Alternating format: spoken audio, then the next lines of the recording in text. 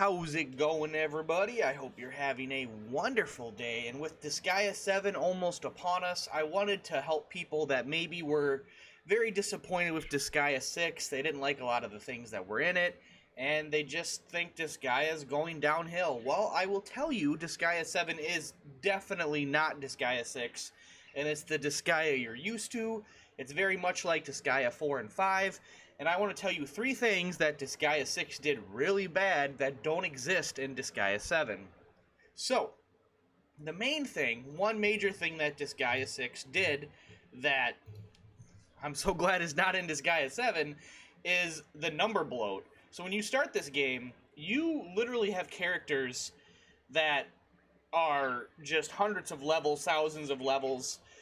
The reincarnation mechanic, super reincarnation, was the big thing in this game, and you were meant to be reincarnating your characters constantly to to pad stats and get all of your growths up and everything. And the level cap, I believe, was 9 million, 900, yeah, something like that, 9 million, 10 million, somewhere around there. It might even be higher. It might even been 99 million. I could be wrong. But it's insane. The first breakthrough is 9,999, which is normally the cap of a Disgaea game. Then it goes to 99,999, and it just keeps going up from there. And it's just insane. Like, the stats, your attack, defense, everything is just off the charts right at the get-go. And it's very overwhelming for people, especially new players, when you're looking at gear and you're like, oh, this gives me plus 10,000 and plus 7,900. And it's just insane. And another major factor with the game was just the lack of classes. There were only 22 classes in the game. That's it. You had 22, and that was all you could use. There was no more, no less. There were 13 humanoid and 9 monster classes.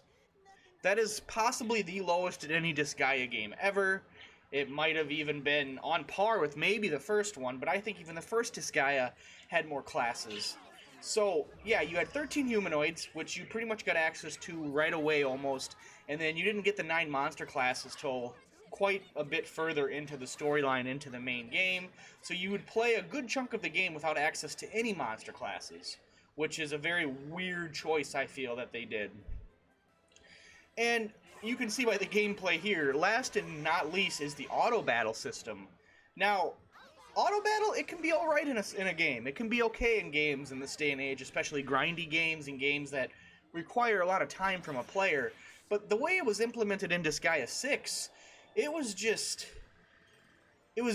too good. It was overpowered. Now, I know people would say, well, just don't use it. But the fact of the matter is, I could turn on auto battle, I could turn on auto repeat, and I could farm a stage or do an item world while I'm at work all day. And if my characters were the right level and I had, enough reincarnations and stuff, I could let this game run for 8 hours straight, 9, 10 hours straight, whatever, and I could come back with, level capped characters. Because, it'd be no different than you playing the game for that amount of time. And that was the insane part, is once you unlocked auto battle, you didn't have to play the game ever. Because there was you gotta beat the stage the first time like you have to in Disgaea 7. There was no limit, there was nothing holding you back. And I feel like that was a major flaw with the game, and a major reason a lot of people just were like, it's just like a mobile game, it just plays itself. Because the same thing can be said about mobile games. You could play those manually, but they have auto battle, and everybody that plays it uses auto battle because it's like, it's there. Why would you not use it? It makes the game, it's designed around it, actually.